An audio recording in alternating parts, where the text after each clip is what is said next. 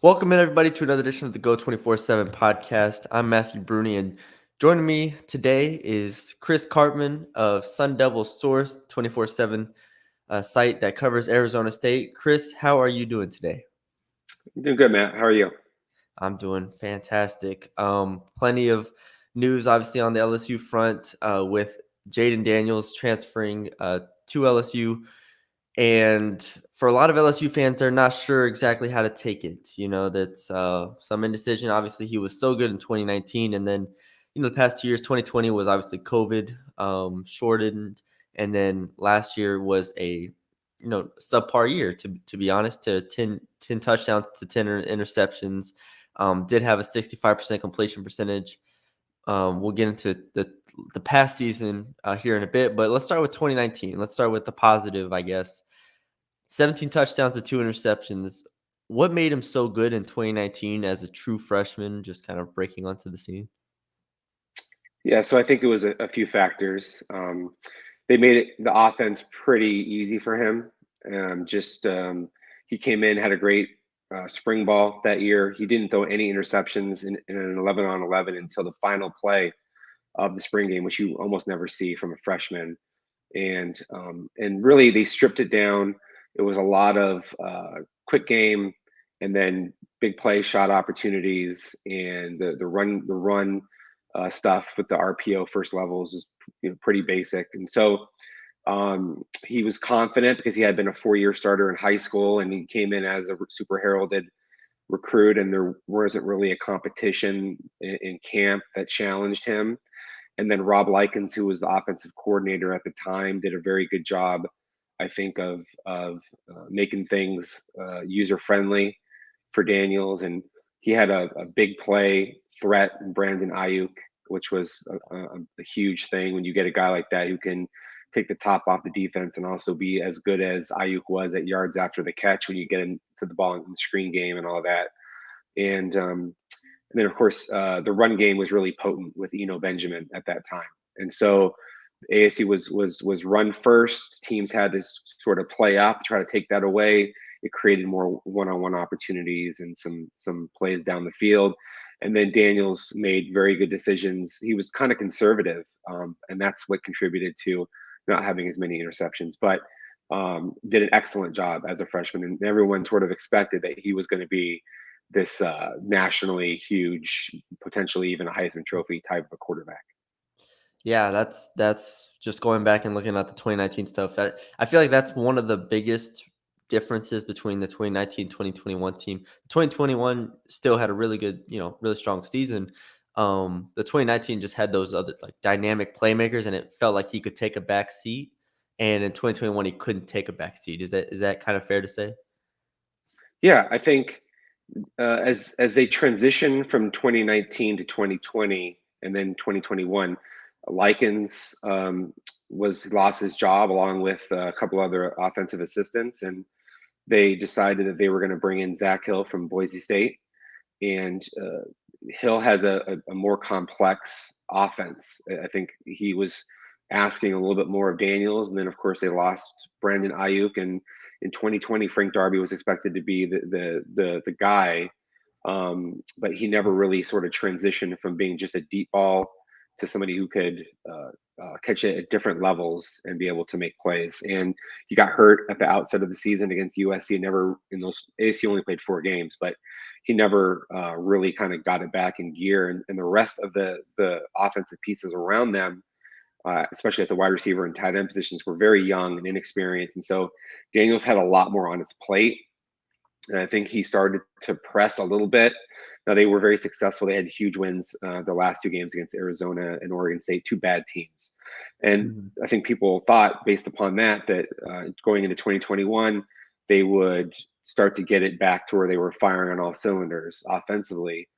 And it never really materialized. I think that he had a regression with his mechanics, missed a lot of throws down the field, some poor decision making from the pocket, a tendency because he's so dynamic with his feet and his ability to go get first downs situationally that he very frequently, I thought, prematurely would tuck the ball and start running. And And even at times when there would be somebody open, that was a second or third progression. And then he started to kind of guess where he should go with the ball as opposed to just going through what the read progression should be. And so it was like a combination of those things, plus the receivers still having some issues and not having that signature guy on the perimeter. And they had some injuries. A couple guys had hamstring problems and other Mhm. issues that I think also contributed. There was at times some pass pro stuff, and then operationally they really struggled against BYU, which I think it led to a confidence break between Daniels and Zach Hill, and that just sort of festered really through the duration of the season. So even though they won 8 games, it was a pretty disappointing season, particularly with the whole passing component, based upon what had previously been sort of the trajectory. Yeah, you kind of mentioned it, but I mean, just I went through and watched the USC game from last year, the BYU game from last year. It felt like a lot of they tried to get him some easy completions to get him in rhythm, with some the screen game, the RPO game you kind of mentioned, and then it felt like I don't want to say boom or bust, but it was like either screen and RPO type stuff or shots down the field, 30, 25 yards, he'll take his one-on-one shots. Um, is that fair to say? Did it feel kind of like that to you, just boom or bust in a sense? Yeah, they whenever they really tried to get him going through some more complicated drop back stuff, it just didn't work for I think a few reasons. Mostly, I just don't think that he had the buy-in to what they were trying to do Mm, based upon what his perception of the personnel or coaching decisions were. And his mother is a very she's just extremely involved, like almost more so than any parent I've seen. mm, And she was given that sort of access into the program by Herm Edwards. And I don't know that Edwards was ever disciplined enough with Daniels to try to promote him fully buying into what they were trying to do with him offensively.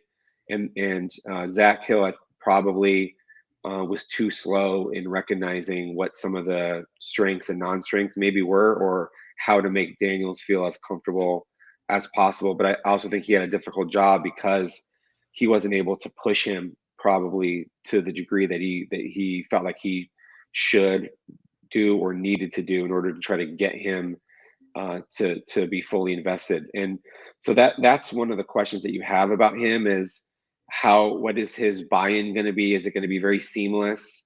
Is he going to be able to pick up things that are a little bit more advanced conceptually, especially when you're going into what is a new scheme and you have one mm. year maybe left? Um, and I don't know the answers to that, but clearly what has been the case is when he has dynamic, great playmakers around him, which athletically you would figure you probably have at LSU to some degree, right? It's a little bit easier. But then when that hasn't been the case and he's been forced to do some things that he's not as comfortable with, he has tended to struggle. Yeah, there definitely have been concerns, and on and off the field.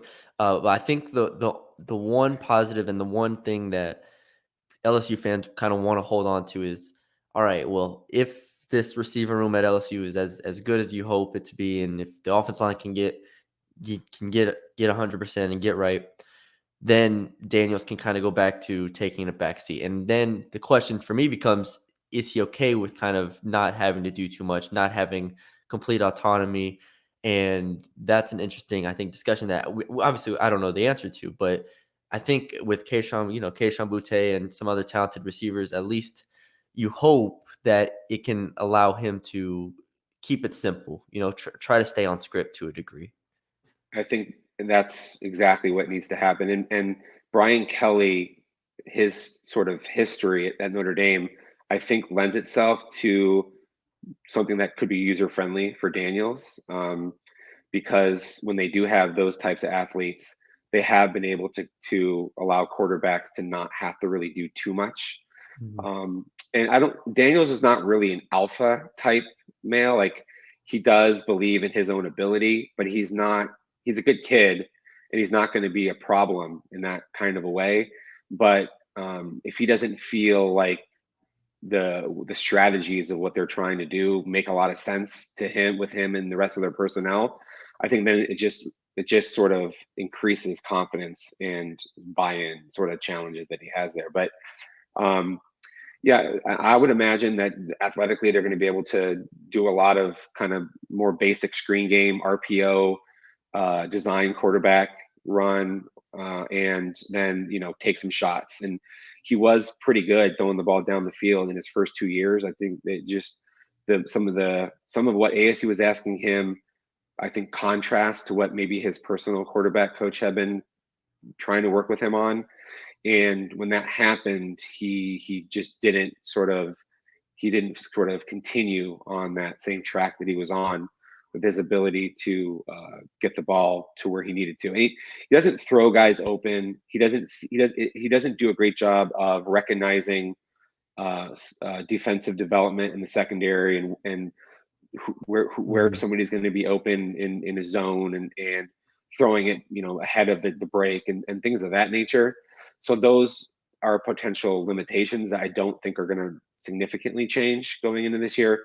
But he is able to run and manage an offense when things are kind of made a little bit easier. And also, he has a great ability to scramble for first downs and third down situations and keep the chains moving. And whenever teams are able to stay kind of on schedule, and also the protection, I think, is really important for him, because if it's good, he has a different sort of comfort level with Yeah. hanging out for that extra second or two in the pocket to allow for some of the route development that otherwise he tends to bring his eyes down and transition into a runner a little bit too prematurely. Yeah, you bring up his legs. Obviously, that's kind of the big difference here when we looked at LSU's quarterback room. Obviously, Miles Brennan is not mobile really to a degree, and Mike Denbrock coming from Cincinnati had Desmond Ritter. So we're kind of like, okay, is that maybe part of the reason why you bring Jayden Daniels over, just because of his legs, if nothing else, to give you a mobile option, either as a starter or maybe in certain packages, just to give you some flexibility. And I think, as a runner, you kind of mentioned it just from what, again, I only saw those 2 games, but he did run on third downs specifically. It felt like you saw him convert a lot of third downs with his legs, and it kind of prevented teams from, playing that straight man to where they're just locked onto their receivers. And so that's an aspect that I think is interesting with Mike Denbrock coming over from Cincinnati. He is obviously different from Desmond Ritter. Desmond Ritter's bigger and can probably take more of a beating, but I think that could be an avenue for LSU as well when looking at the quarterback room. Yeah, I think Brian Kelly at Notre Dame tended to like to have quarterbacks who were Mhm. definitely more on the dual threat side and Yeah. mobile and able to scramble for first downs. And that's definitely one of Daniel's strengths. But it's also, I guess I would say, it's a strength that also maybe limits his ultimate ceiling in a Mhm. because he has so much confidence in his own ability to go run for it when he recognizes man coverage in those situations, that he's actually maybe limiting what his ultimate upside is as a pocket passer. And I think Zach Hill was trying to get him to understand some of these things, and help him sort of transition to where he would have more professional upside, as the way that Mhm. NFL teams and scouts would sort of view him. And but Daniels, I think, he's very much a product of being like wanting to be within his own comfort zone and wanting to sort of be within what he feels good about, and even if it is maybe to his own detriment to the long term. And so that's where it's like he for LSU purposes, really what it comes down to is, are they going to just be able to um, move the ball consistently and then score it when you get red zone opportunities? I think that when things are really good around him structurally, and he has the chemistry with the coaching staff and the rest of the players, and there's guys that can go get a lot of yards after the catch, in quick game and screen game, and then you can get behind the defense.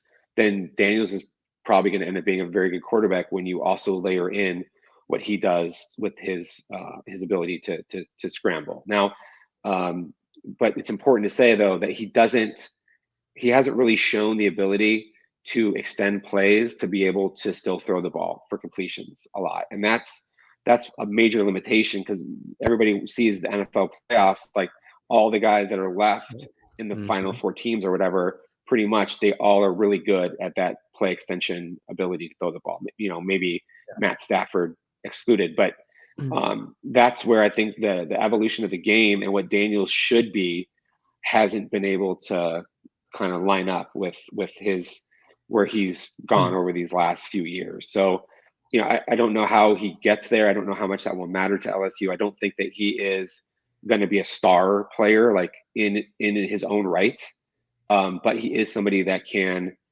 I think, manage an offense that has a lot of potency around him.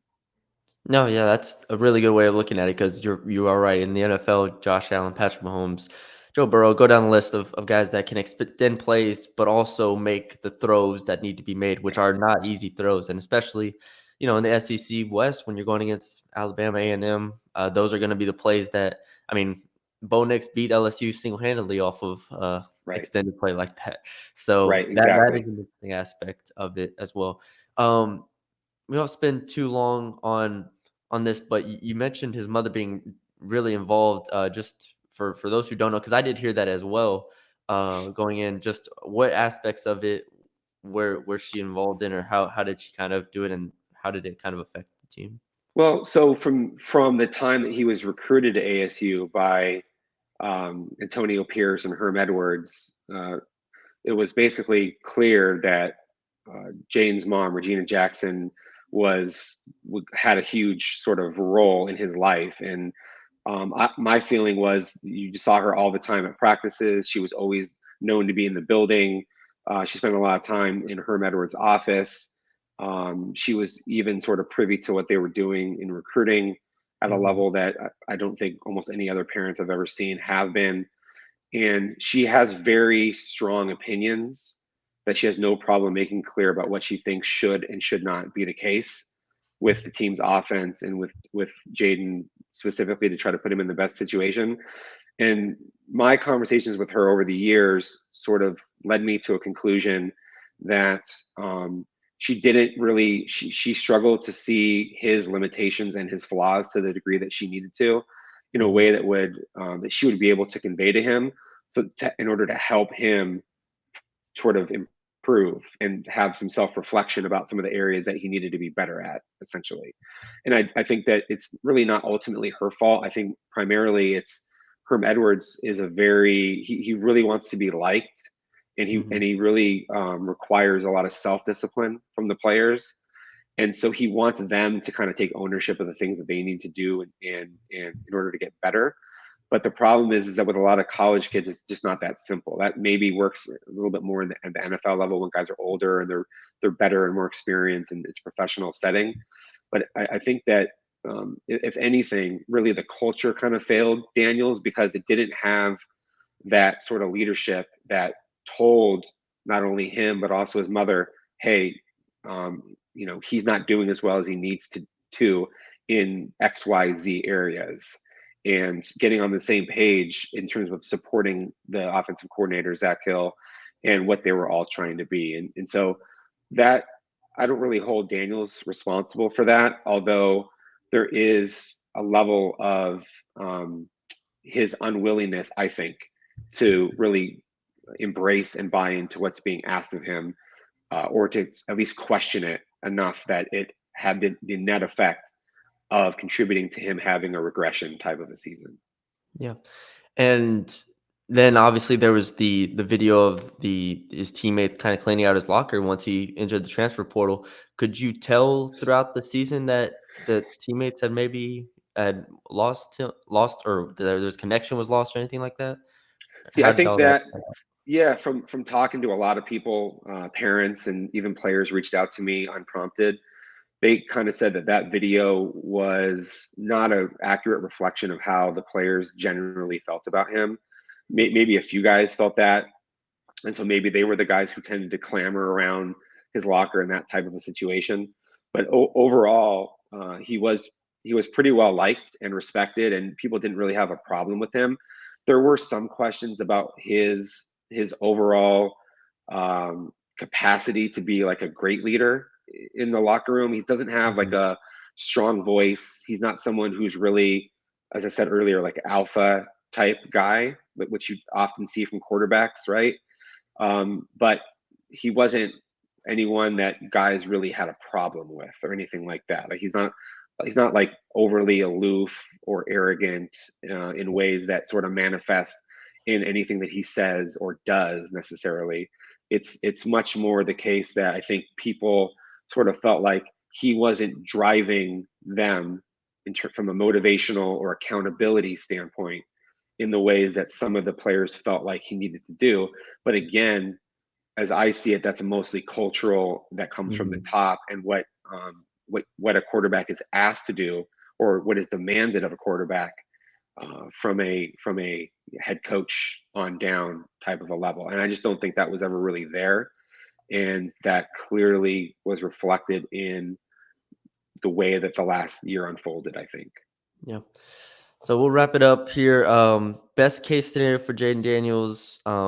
Again, from talking to you and watching the film, feels like an offense. I don't want to say catered to him, but an offense that keeps it simple, allows the playmakers to make plays. Is more about the playmakers than him, and then he can make plays whenever either something goes awry and he can run for a first down, or the the offensive line holds up in protection and he's able to really scan his options and get comfortable, and LSU kind of thrives with behind the playmakers like a Keyshawn Butte and Jack Besh and Hmm. guys like that, and allows him to get comfortable. I think comfort is probably the biggest word for Jaden Daniels, wouldn't you say? So that's kind of my evaluation. Would you add anything to that best case scenario wise?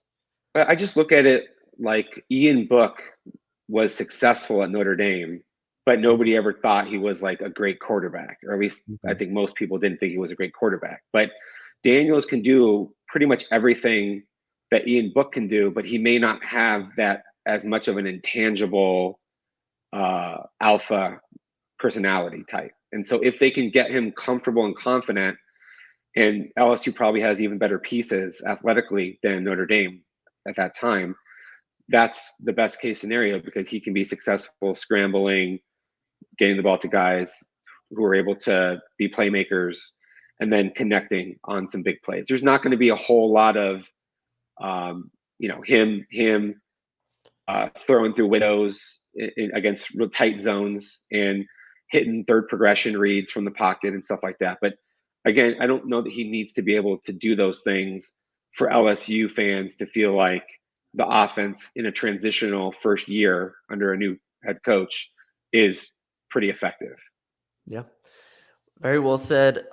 Chris, I want to thank you for coming on and joining me this morning. I mean, this was a great insight to the whole Jane Daniels situations, and I think a lot of LSU fans will appreciate that. So thank you for that. You can follow Chris on Twitter at Chris Karpman, sundevilsource.com for 24/7 sports. Again, does great work for the Arizona State site. And yeah, Chris, thanks for coming on. My pleasure, Matt. Thanks, man.